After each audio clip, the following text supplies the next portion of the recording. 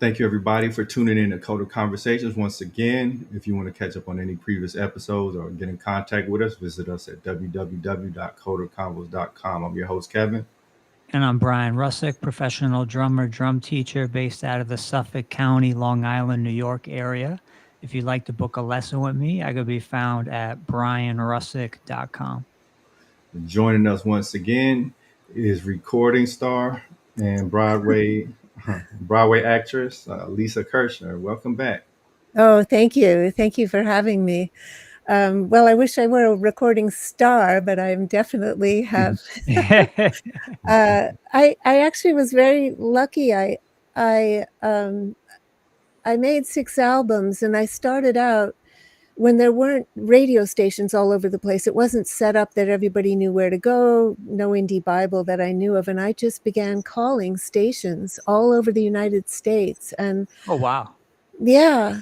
And the radio DJs and the press were so supportive. They were the ones that actually really kept me going. I never made, in theater and television, I made money. In music, I spent money. And so that's by typical. then, yeah, no, that's definitely typical. Yeah. So by then I had already done my which I'll talk about the theater later. We got into some of it last time. I did 2 Broadway shows and a lot of Broadway and off-Broadway, very interesting shows and wonderful people, kind of a avant-garde scene. And so I had done all that and then started making my own records. I'd started out with music, but I felt that I was doing all these nightclub acts and they would just vanish. And sometimes there wouldn't be many people there, or there would be, but, and I didn't, that was even before everybody was equipped with video and filming everything. I'm sure other people were, but I wasn't. Right. And so then I really wanted to have something I could I wanted to create some legacy of recordings. So that's when it started costing the big bucks, to make albums. So I made 6 of them. And so all through that, the promotions, finally I would be able to hire somebody, but I would still work with him, and I would send out all the records. And so that was a constant audience of wonderful writers who understood exactly what I was doing. And each album was different because I wouldn't, the first album was Brazilian songs, and French songs, which I had a natural affinity for, Piaf songs, and some jazz. And that was with the first jazz musician I started working with regularly. It had all been theater and Broadway before that, and off-Broadway, and that kind of singing. But it was Ron Jackson, and I met him in a club, and he heard my show there and asked me to come to his. And I sat in, and that's when he played with me, and the musicality and the listening and this whole thing that goes on in jazz, particularly because it's so improvisational, and the voicings, the readiness with voicings to not cover you, but to always surround. I mean, it's just remarkable. I was so taken with that. That really started all. And sometimes I would meet a new musician, and then I would say, I'm making a record, and I had no means of doing it, but then the record I did would do it. But it was because I had to have Xavier Davis. When I worked with Xavier Davis in a show, in one of my cabaret or nightclub things, I knew I had to, get him on a record. And so I ended up doing that too. So that too just went from one thing to the next. New York was very different. There were jam sessions everywhere. There were clubs that even people in music could afford, not just tourists. And you would meet people. I met all the music. Yeah. New York is very, very different now. Manhattan. Totally. It's a closed place. Totally different. Totally different. It's an opaque wall. Everything I did had to do with people. Everything, even going to France and being able to get my papers to work before I even had a right to live there because of the person I talked to. He just thought, well, she's going to work anyway. We better just give her the right, or she'll just be like all the other Americans working au noir in the black and never going to the prefecture and trying. But anyway, So that each album was a different adventure, and they're all on websites. They're all on Spotify. I have on Verdant World Records. I have only 2 of them, and I did under my own label. 4 were on Albany Records, but they're everywhere online, and I will make them more accessible. But that one was the Brazilian tunes. My friend had a friend who was Brazilian, and he knew Sonia Braga and Gal Costa, this whole crowd of people doing not just the things everyone knew, which were oh gosh, I just blanked out on his name because I'm thinking about Stanley Turrentine, who played with him. Well, oh my God, this is Jobim. They weren't just Jobim songs, which so many Americans knew, but they were the songs that Gal Costa sang, or Marisa Monte, or just Gaetano Veloso and Chico Buarque. Less known songs, but they were so gorgeous, beautiful. One of them was in French and Portuguese. So Sonia Braga and others taught me. They helped me with the translation, so I would know exactly what I was saying. And so that album was in 3 languages, and then the next one I really had done a lot more standards, and so that one was almost all standards, but it did have Manhã de Carnaval from Black Orpheus, the beautiful song and such a beautiful film. Actually, I should find it and see it again. But that was an all standards album, and that was. How did you get into jazz to begin with? That's because of that club act, because of that nightclub act when Ron Jackson walked in. That was it. That was it. That Yeah. was, and there was a jazz guitarist there. He saw it happen, and he understood what was happening, because I felt like, I described it to you last time, I felt like a swan had just come under me and was taking me up on its wings, because Ron particularly is so incredibly sensitive to everything. I can even change. He's the only musician I know who would let me change tempo once the song has started, because or whisper, well, this was supposed to be 3/4 kind of waltz feel, and I can whisper it to him, and he has no ego, because he can do everything. Yeah. He would just work it in. We'd just work it out. And so that was Princely. And forgot the guitarist's name, but he was there, wonderful guitarist, and he saw that whole vibe happen right there. So that was it. From then on, it was all jazz musicians, even when I was doing Piaf. And a crossover album with classical, contemporary classical crossover songs. So it was like being an ambassador of forms of music, because the jazz musicians had not worked on these songs, on the Piaf songs, or on crossover esoteric art songs by classical composers. My father included a song that he wrote for me. I asked him to write me a jazz song. And so that was so after that beginning, and that had me hiring Ron to do One More Rhyme. And I then also had, One More Rhyme was with James Weidman, a pianist I was working with, and James and I wrote the title song, One More Rhyme.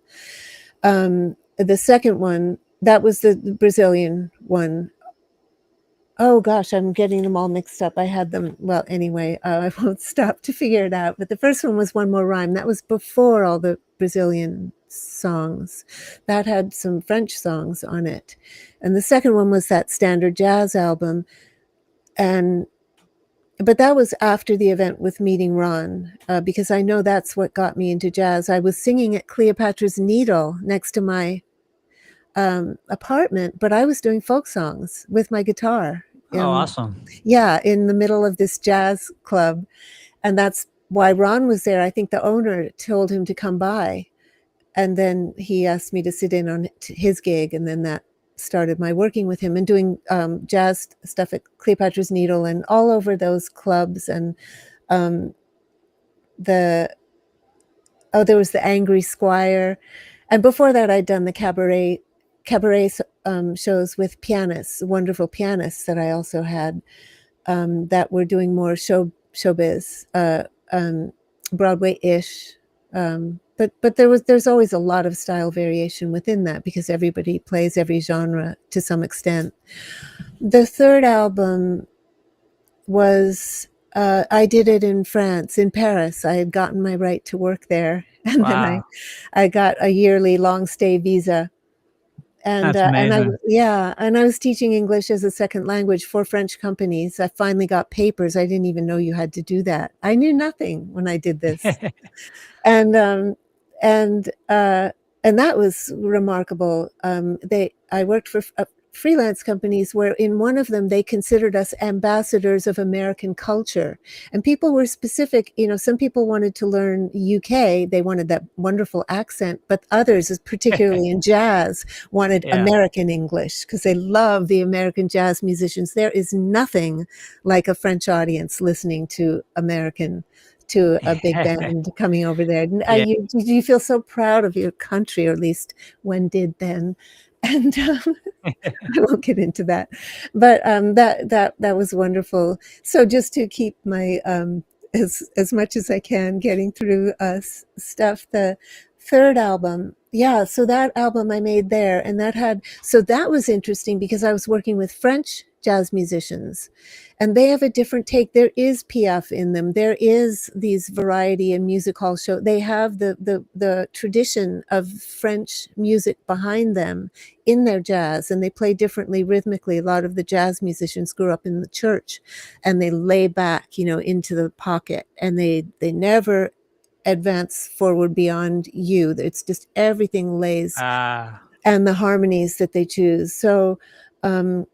So I had that experience, and then I was experiencing this different way of playing in France, in Paris, and I always had the best musicians everywhere around me because I felt that while I was evolving I'm not really technically a jazz singer. I'm still a kind of crossover singer, but while I was changing my singing and listening to saxophone, the way you slightly alter the pitch depending on the chords around you. That's very important. And people with relative pitch are very sensitive to the harmonies around them. Sometimes it's best to have relative and perfect pitch because it's a responsive way of singing in the way that the chords change, and so you'll lay in and then change your note intonation a little bit, and the way sax players intone. So And I feel like music theory in general is big in jazz. it's huge, They're really diving really deep very, very to deep. yeah. Yeah. Yeah, Very. And they're composing and they're listening. The listening, at a certain point, the listening is louder than the playing, You right. just feel everyone listening. And that was so exciting to me. And I guess because I grew up with a composer father and grew up with classical musicians, and these two art forms are, I haven't met a classical musician that didn't wish. I mean, Yo-Yo Ma once said, if I had another life, I'd come back. He said this to me, I'd come back as a jazz musician. And we were talking to a jazz musician friend of mine that I brought to a party. And then the jazz musicians always love classical because they are both formal arts that rely entirely on a really thorough knowledge of harmony. So Right. the third the third album was that was the first one where I actually did 6 songs, I think, that I wrote. And I finished them, many of them in Paris. I had started them in New York. And I had 2 different bands, which is something I've done often. They were 2 different pianists and 2 different bass players and the same drummer. And I mastered that album here. I came back. And then the 4th album was the crossover classical album that I told you about, and that had songs by my father's colleagues. A lot of them were Pulitzer Prize winners, as was my dad, and a lot of them had taught at or had gone to Harvard, and Oh, wow. and a lot of them were Schirmer composers. And even How now, did let me ask, how did the jazz musicians compare when you're looking at France and New York City? oh, well, but the Or style, what were the shows like? Was there a big difference in the no, performance? the shows were the same. The playing is just very different, and it's wonderful. And it was the best, really top level players over there that were on my Yeah, album. Um, it's the rhythmic thing that's a little different, but they're still terrific, and they are still deeply versed in harmony and wonderful chord changes and chord alterations, and the same. All those stylistic things all those things were the same, but there's a resonance of the music that has come before everybody's playing. right, Like when right. I was in New Orleans. I went there actually on a photo research mission. I was hired to go there investigating Lazard Frere, the banking firm, before they went public. They had a whole history. I talked to you somewhat about it. Fantastic history in coming from Alsace and starting their company, a dry goods store in New Orleans, and then that store burned down, and they went to San Francisco for the gold rush, and then there was the San Francisco earthquake. I mean, this is heavy duty series TV or something. Yeah, Um, right. but anyway, see, I get lost now. Now I forgot where we were. Oh, the comparison, yeah.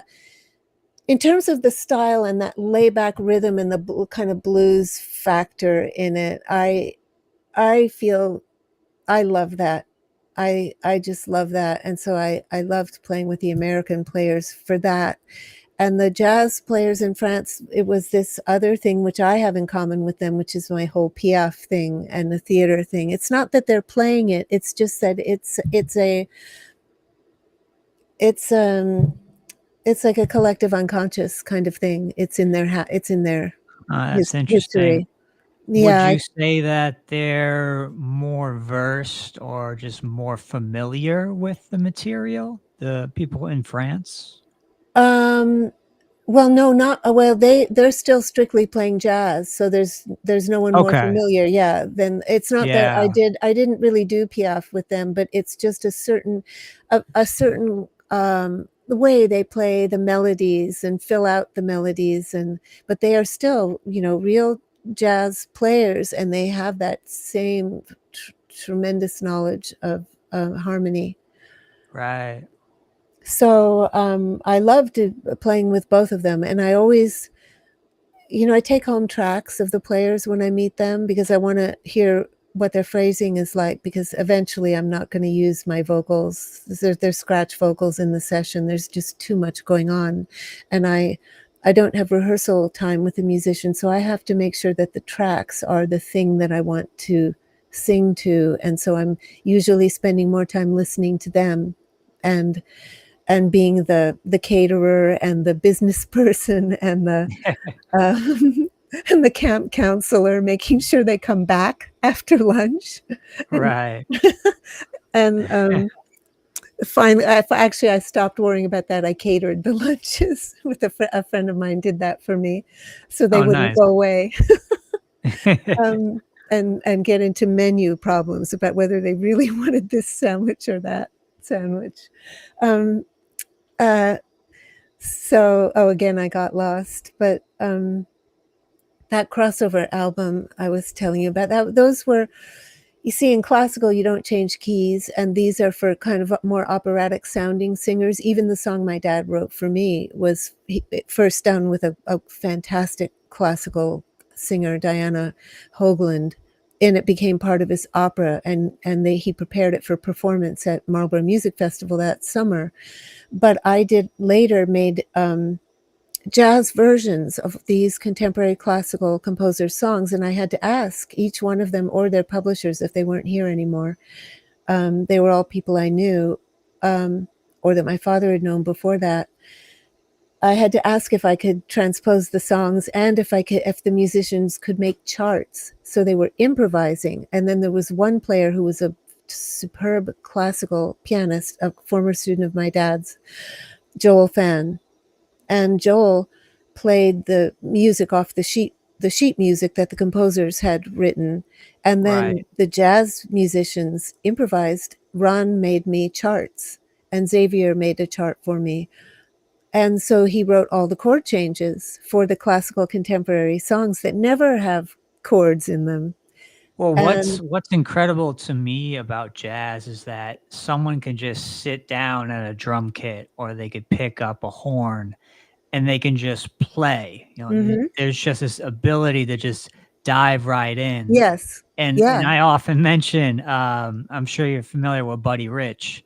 Buddy oh Rich yeah, famously oh did yeah, not, he did not read music. He, yes, he could not, compose written music like that. But I heard basically that this is what would happen. He had his guy sit mhm, in for the first, rehearsal, and then the guy would get up.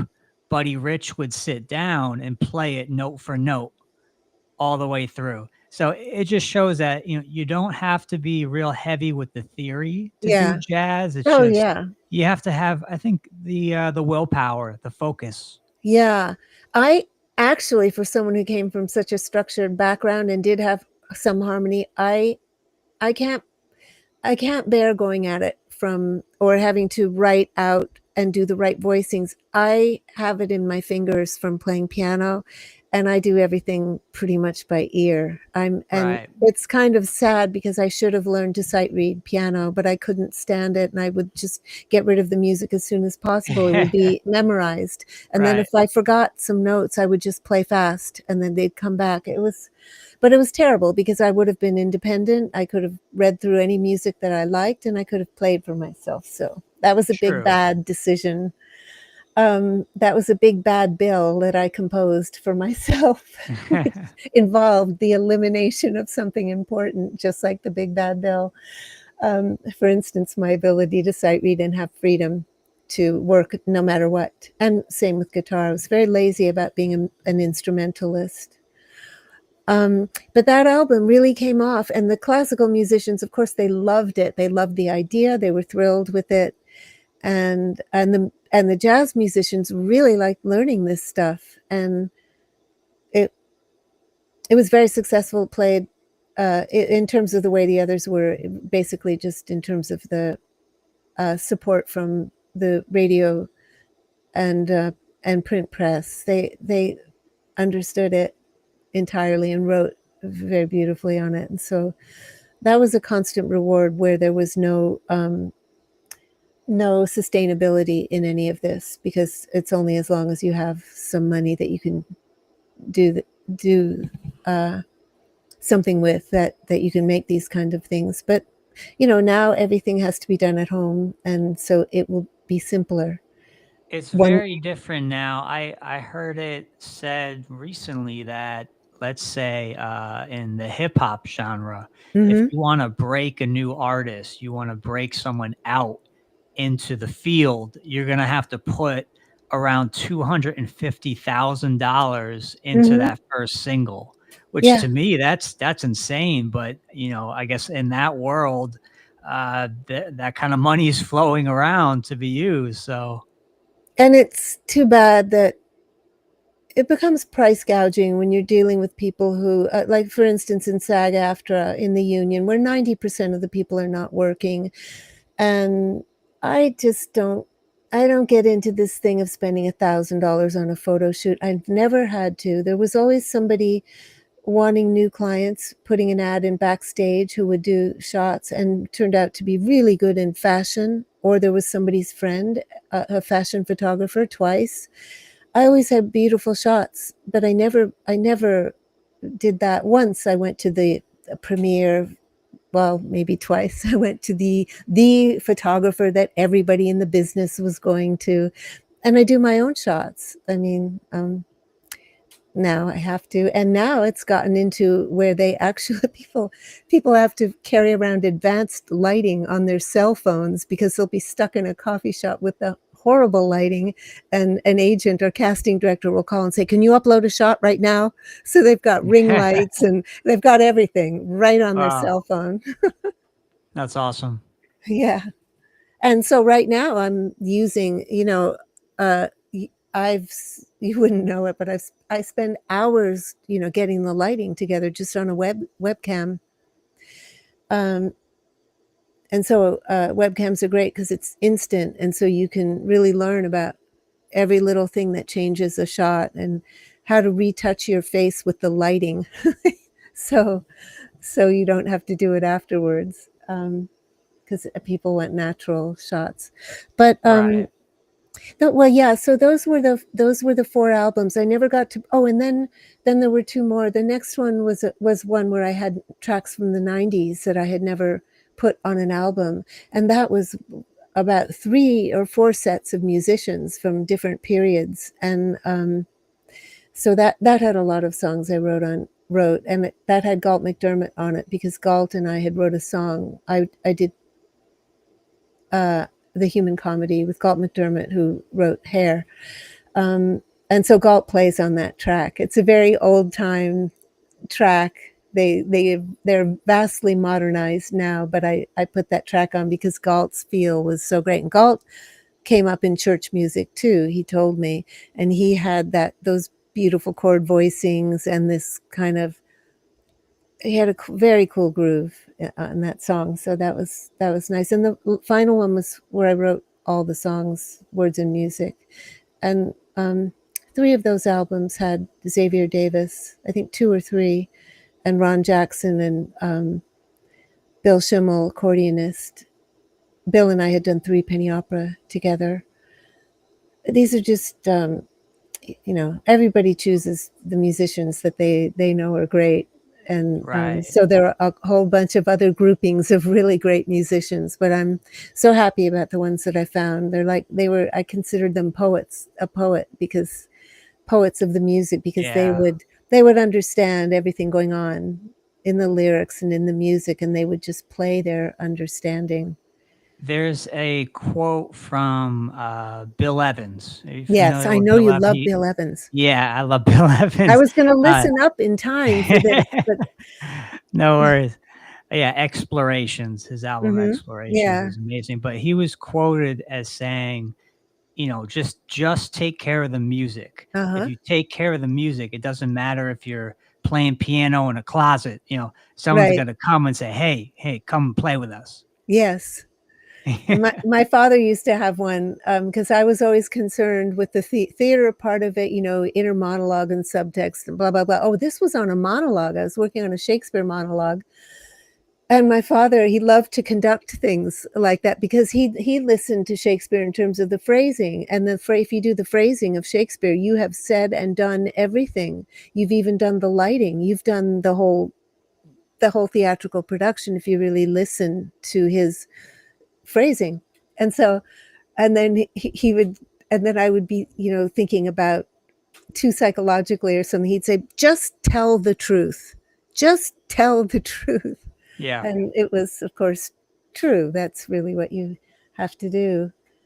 And there was another phrase that was like that, Bill Evans one, but it's slipped out of my mind. But that one, you reminded me of that one. I think that Sue Evans, this one player of mine, well, I'm not sure. I won't say anything I'm not sure of in terms of who's played with whom. But yeah, so so I have more coming up somehow, by hook or by crook. I've never talked about an album I didn't make, so hopefully it will happen. I have a whole bunch of songs and a whole bunch of things. I don't talk about the songs until they're done, but I'm really interested in getting those done.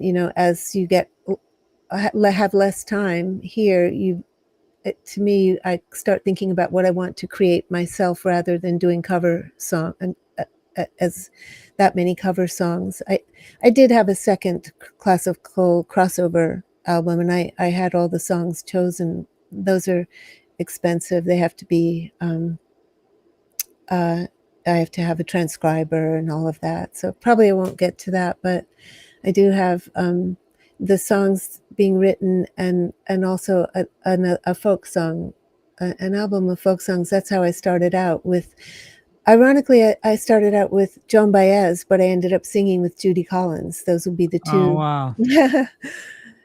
And That's I sang with interesting. her on a number of shows and TV, two TV shows too. I mean, two made for film concerts, but then also on some other TV shows. Johnny Carson. That was Jay Leno.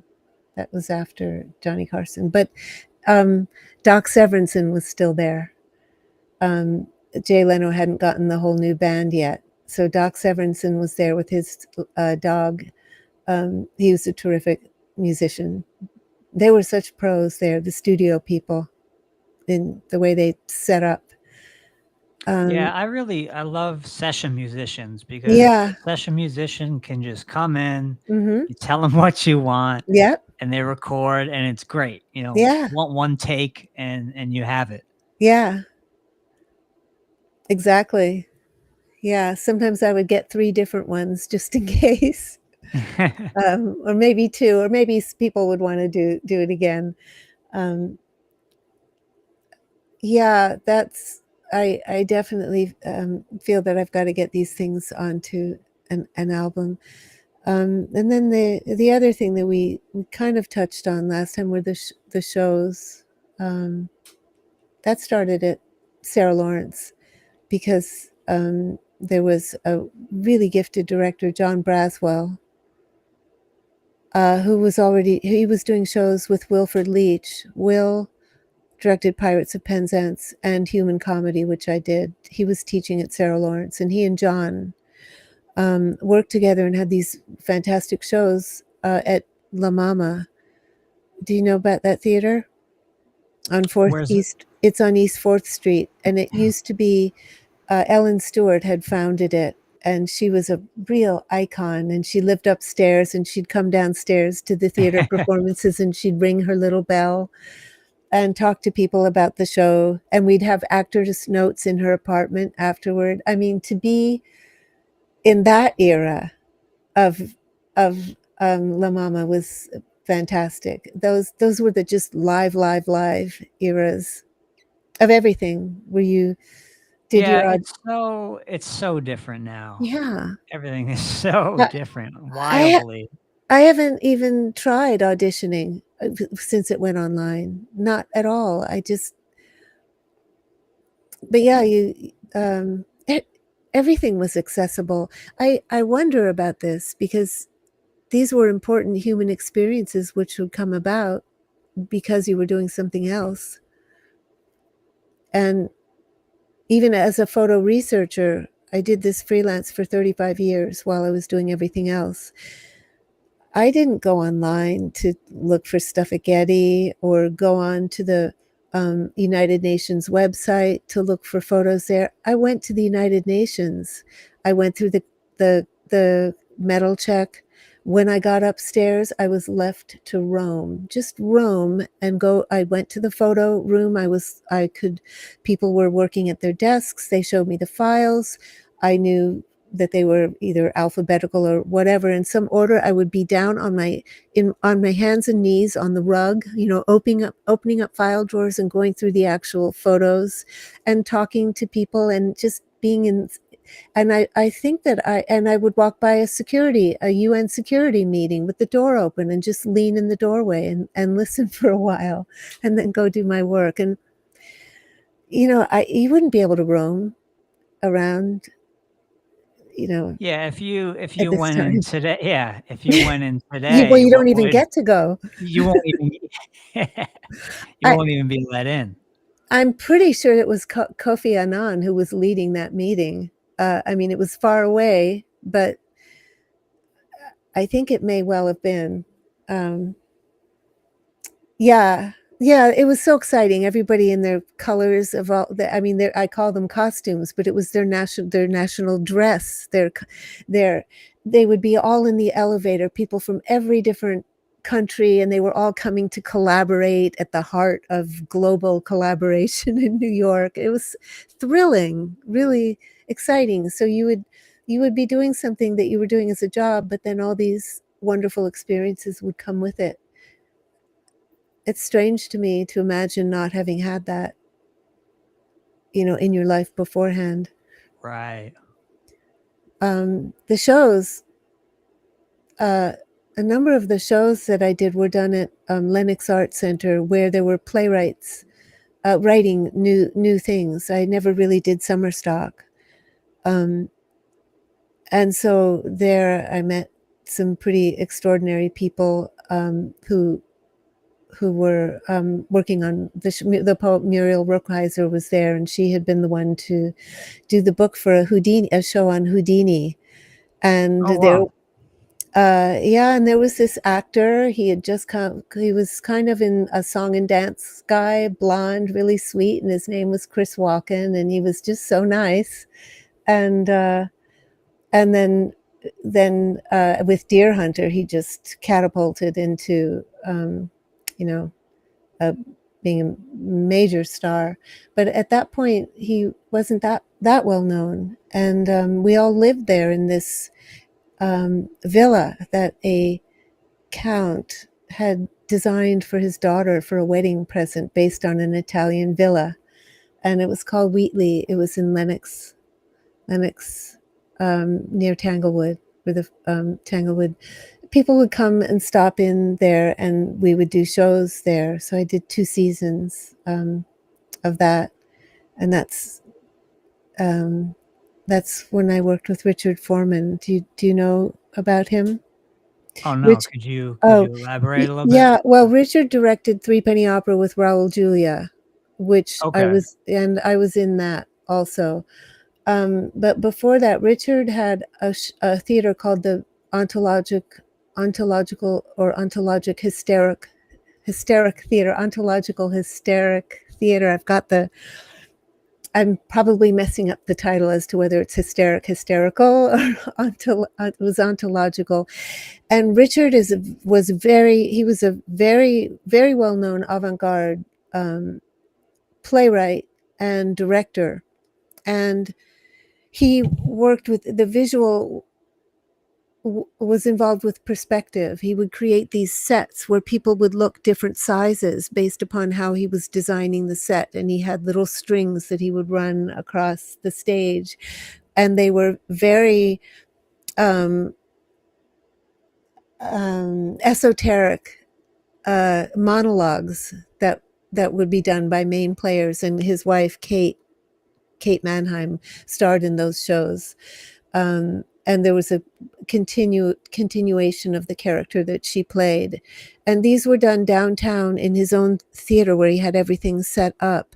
But when he worked with Stanley Silverman, who actually had studied with my dad, Stanley always wanted to be a theater composer, but he was also a classical composer and a classical and other pop music guitarist, an excellent guitarist. Okay.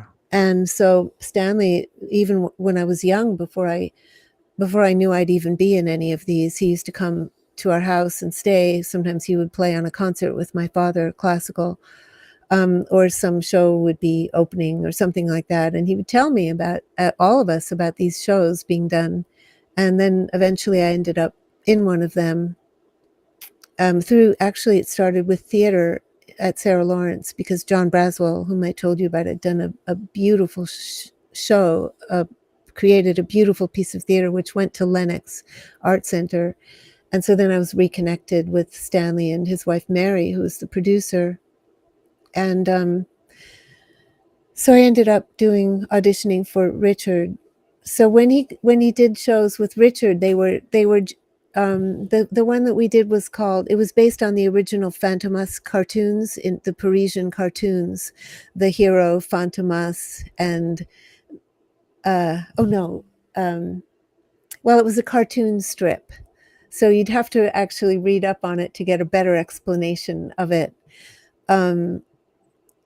But there was the Irma Vep, the vampiress, was my character, and then Helene, the good daughter of Fantomas, and she was always trying to escape the mischief of Irma Vep, and then there was a hero who was going to come and save her from Irma Vep and this house of criminals. And it was just flight of fancy stuff, but also very visually related because it was a comic strip, and Richard just really, really mined that.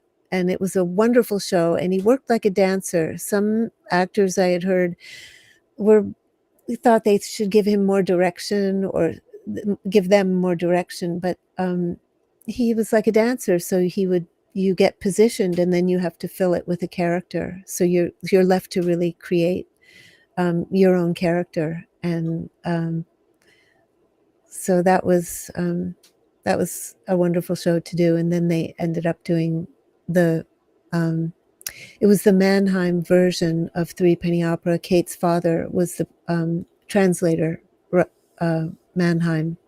And so they did a Mannheim translation, which wasn't the usual Threepenny Opera. The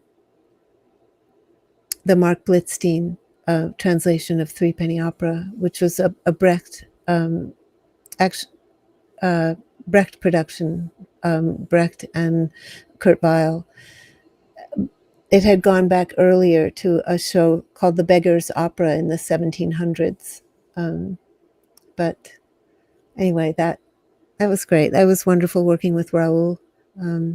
Have you seen his movies or any of his work? Kev? Raoul Julia? Yeah. So, yeah, he was in Where's Charlie? He was hysterical, just wonderfully funny in this. And I saw that and I thought, oh, one day I want to work with Raoul Julia. And then that ended up happening. So it was nice. But, so what was that experience like working with Raoul Julia? Oh, it was wonderful. I was in I came in as the swing.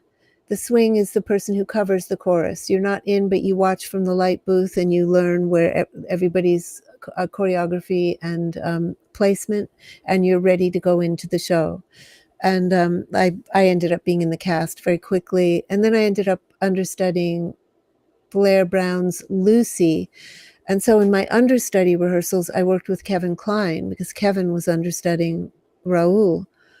And I think you know Kevin Kline from many, many films. That he's pretty major theater, film star. He did Silverado. I think that was one of his first big films with Linda Hunt, with whom I'd also worked with at Lenox. She was terrific. And then Linda ended up being on that Los Angeles crime show. Oh God, this is terrible. I'm forgetting. I wanted to ask you though, how many of these opportunities do you think would have come into your life had you not grown up with your dad being so involved? Oh, I don't know, because there were opportunities that also came from because if you're in Actors Equity, you can go meet everyone at auditions. And but yeah, these things all happened because of people I knew. But then there were other shows that happened because I went to an audition, and you'd know pretty quickly if you were being watched. And even if you were at a chorus call is actually a better one, a very good one to go, because the parts aren't all cast. They are going to cast from the chorus. So it was always very important to be a singer and a dancer. There were dancers who sing and singers who dance. Right. So I did that. I did Kiss Me Kate from auditions. And then also because of Sarah Lawrence, which didn't have anything to do with my father. That had to do with working with those people in college and then having them cast you in other shows. And the way I got back to the people I knew was through John Braswell and going to Lenox Art Center. And only then did I come across the producer there, who was someone I knew. But it actually happened with Sarah Lawrence, was a thread to being reunited with people that I knew, and that would be Stanley, because Stanley going to Lenox Art Center with John's show meant that I was known by as an actress, not somebody's daughter. And then I was asked to audition for Richard. And Richard had this show with Stanley, whom I knew, but I still had to be cast by Richard. And then by then I was known to that group, so that when Threepenny came along, and I'd also done something at the Shakespeare Festival before that. So I was just one of those people they would call to audition. Kiss Me Kate was through open calls, and then I was up for some important roles through open calls, and that's where. So it's kind of a mix. It's a mix, The yeah. opportunities Yeah. that were laid out in front of you, and then the ones that you sort of had to chase down. I had to already be doing it for people to be interested. You couldn't just, oh, I have a daughter, she's very talented. It couldn't be something like that, because I knew all about those shows and Stanley was telling us about them. But it wasn't until John brought me to Lenox Art Center that I then got reconnected with Mary, and I was already known to the producers, both of them, Lynn Austin. So that was through, I think Sarah Lawrence is pretty much the kickoff, having studied theater, and being trained too. We had wonderful teachers. And my friend, who became my friend, her family was Irene Moore. Her mother was Sonia Moore, who came to bring Stanislavski to New York, as did Lee Strasberg. But she had her own school of Stanislavski, and oh wow. And her husband had been a Russian diplomat. I told you about that, about how they'd gotten out of Russia. And my friend Irene was going to grow up to be just a normal communist child, but they had to leave. And she came here to be an American who went to Bennington, a free spirit. And so she, I forgot why I was, so Irene was a wonderful teacher. She really taught you a craft that you could take on, you could just put it in a toolbox and take it and go to work. She was that kind of teacher. We had to do our inner monologues and subtext and substitution, and there are all these things that you do based upon what are done naturally anyway. I mean, in order to play a character, how can you do it unless you imagine what it would be like to be that character? And how can you even have any feelings if you couldn't substitute something in your own life? And so largely that technique came out of the journals of Eleanor Duse, the actress who inspired Stanislavski to create a system out of this. And I wanted to ask, just for our listeners, could you kind of go into or describe more clearly what subtext is? Well, okay. Let's say I just wanted to say, I'm going to the store. I could just say, I'm going to the store, or I could say, I'm going to the store. Because somebody's saying, no, you can't go to the store. I am going to the store. So you have not only a subtext, but you've got action. And if I tell you about my life, I have a subtext because I'm imagining my life and I have values attached to everything that I say. And so when you're working on Chekhov, where there are these long monologues, which are basically, like when you do a reduction of soup and you reduce it to the elements, these are reductions of whole people that bubble up to the surface and they become the lines that Chekhov writes. But they are so filled. I mean, anybody who wants to learn or practice subtext would just go to Chekhov, because there's so much. So we would write out our inner monologues, but the subtext is, what are you really saying? And the subtext is also connected to the action. What are you doing? If you don't have an action, if you're not trying to subdue or persuade, or you have to have very specific actions that are things that you're trying to accomplish. Otherwise, you're thinking about the words. But you can actually learn your lines by going from action to action, or subtext to subtext, or doing your inner monologue, because you always want it to be absolutely visceral. So And it sounds to me like you're saying it's incredibly important, the oh, subtext. absolutely. Because if you're not, the British make fun of American actors and, this whole thing of just, learn your lines and don't bump into the furniture. But when you watch them, I'm a big UK. I just watch all those Inspector So-and-so shows because those are the really best actors who get those parts. Right. And every character in an English or a Irish, and the Irish really go to town with that. They there's nobody that you wouldn't notice. And it's all filled with subtext, even though they joke. And there were those lines in Downton Abbey where the oh God, I'm bad on the names, but the lead character, he would say, "Well, now don't go all American on me." But they're they're just as they are so deeply fulfilling every nook and cranny of every role when they get up there. So they're doing all of it. It just got different when in the Stanislavski school, when people started getting very kind of into psychodrama and the mumbling thing, Marlon Brando and James Dean, but still the that's the stuff along the way. Still, ultimately, they were all great actors because they were doing that.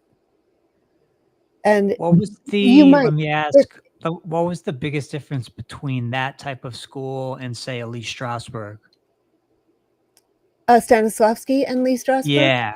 Yeah. Well, What would you say the, Lee Strasberg was deeply into Stanislavski. That's what he was teaching. It was okay. called method acting. It was called method acting, but it had another kind of slant to it. You would have to do private moments and do something that would really embarrass you, because you needed to really become so private that you don't, you're just free and open to do anything.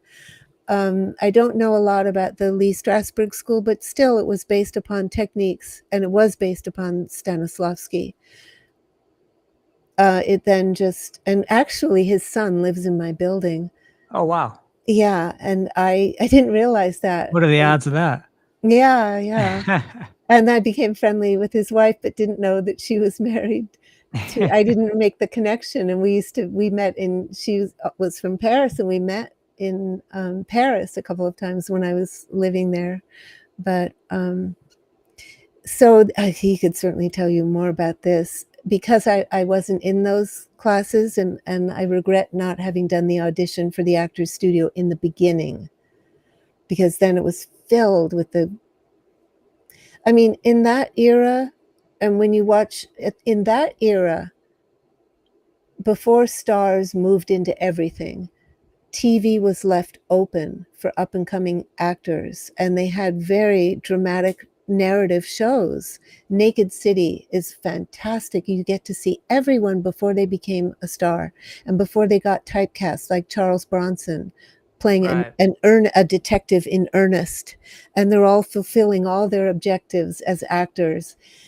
One after the other, these stars doing parts that were really not part of a film or they were just narrative pieces where they got to go to town on creating characters. And James Dean, and they were discovered in those. They would move on from those, but those were available for actors to ply their trade, to become known, and to play really wonderful parts. That's another thing we don't have. That's and awesome. also, and I can just imagine all those people calling their agents saying, "Get me on Perry Mason, get me on Alfred Hitchcock, get me on Right. Naked City," because they wanted to be with all the other great actors. And the English are the same way. When the actor who's in Midsummer, the detective series, the Yeah. It's English not one. what from It's BritBox or something it's like that. yeah, it's a takeoff on Midsummer Nights, but I can't remember, and I've watched it so many times I forgot whether it's Midsummer. I forgot what is is the second word of that. Sorry. Yeah, no, my mom loves that. That's why. Oh, it's That's how I wonderful. know it. And he was a wonderful actor. That's the thing. When I watch those shows, I'm always on Wiki looking them up, looking to see if the actors were in the Royal Shakespeare Company, and of course they were. That's how they got Right. that's how they got those parts that are made based upon a persona, somebody who's such a good actor and has a really interesting persona that can carry a whole show. And within Midsummer, that is a great show. The characters that appear, I was talking with you about this last time. They, the English and the Irish just have these fantastic, nutty,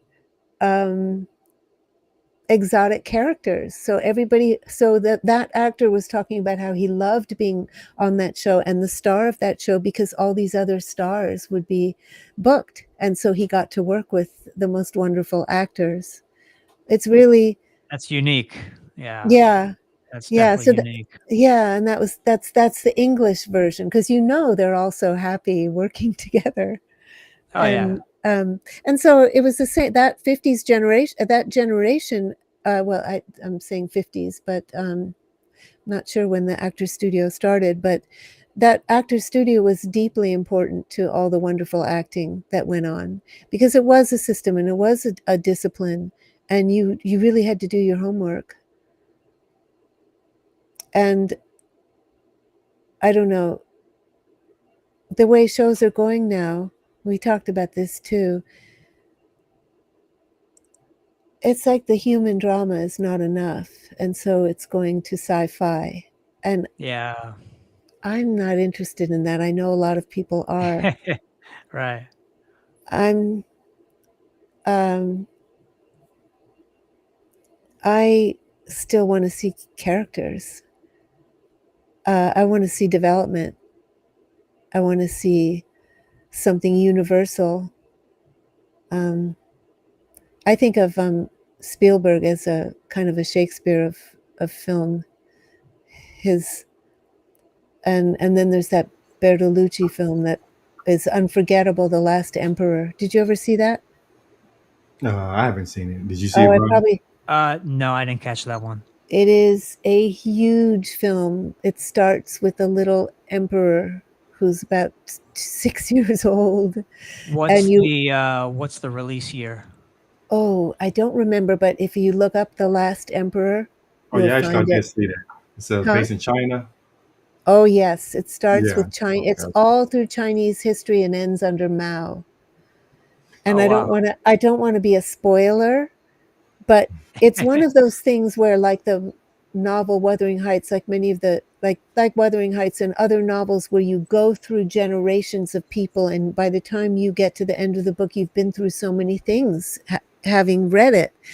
And it's one of those films, you go through so many eras, and then you end up, I didn't realize I was going to end up in communist China, Mm. but and glorious filming. So pictures that are so universal and so huge that they can encompass entire political, social movements of a huge country. I mean, what kind of director do you have to be to pull that off? Yeah. Great point.